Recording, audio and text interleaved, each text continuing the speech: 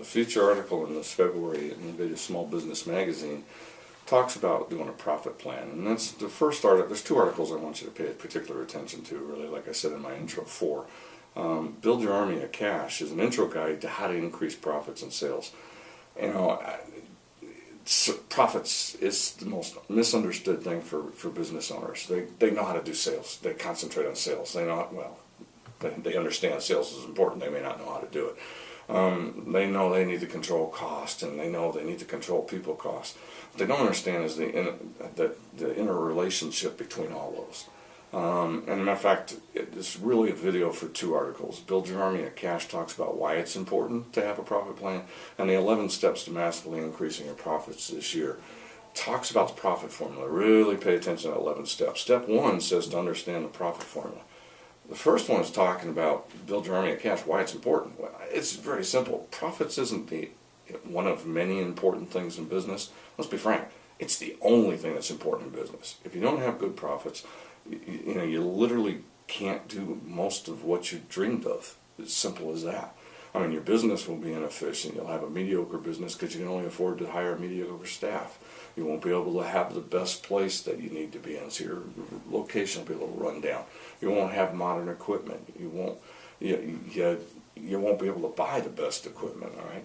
You won't be able to do good advertising because you just don't have money for advertising. So you're going to watch the person down the street who may not be as smart as you, may not have the best product, may not put out the best service, but they have the money to do the advertising and hire good people. You don't have to be the smartest. You just need to hire good people around you sometimes. Profits helps you do that. Not to mention, if you don't have profits, you can't put money in your retirement account. You may fall behind in your bills, your personal bills and your business bills. You can't take that vacation. You got to explain to your kids why you can't. Lack of profits puts a lot of stress on marriages. I mean, I've seen it. When businesses fail, tremendous stress that goes all around, and they fail because of a lack of profits. As simple as that. So I mean, I've seen best friends that were partners, they no longer speaking to each other because the business failed. I've seen divorces. I've seen families that are estranged, split up because they're so busy trying to save the business they don't have time to spend with their kids.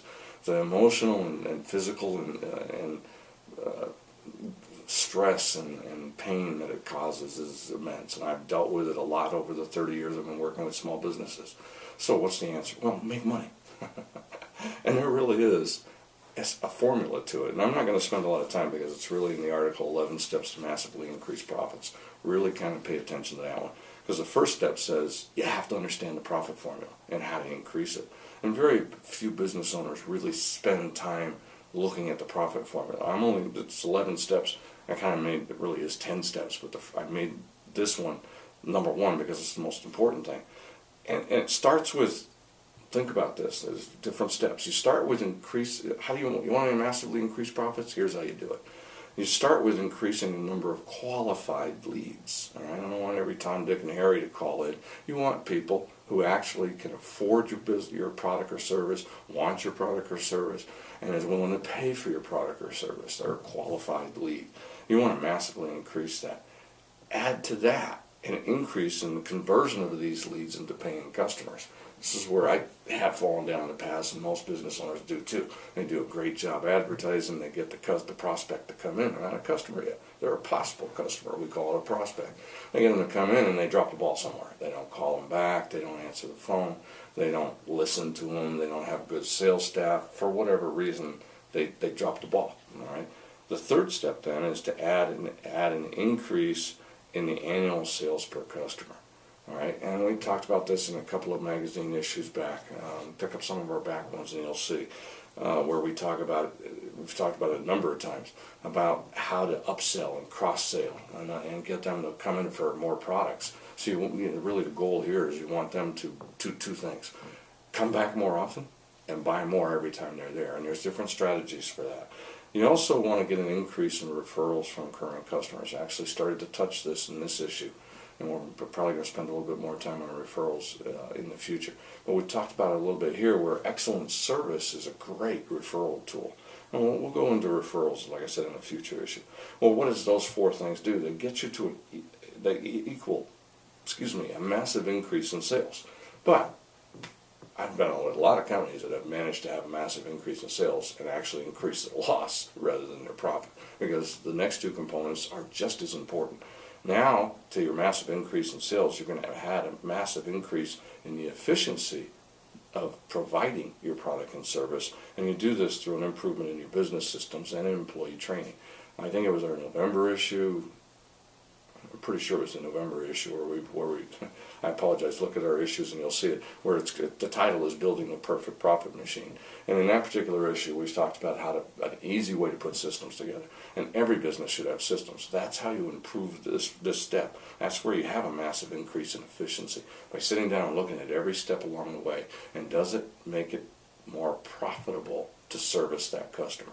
And finally, you add a reduction in the cost of delivering your product or service, a reduction in overhead cost, and a reduction in state and federal income taxes. I mean, all of those are important. I mean, I'm not like a lot of CPAs where I say you need to fixate on income taxes because they'll take 35 to 50% of your profits.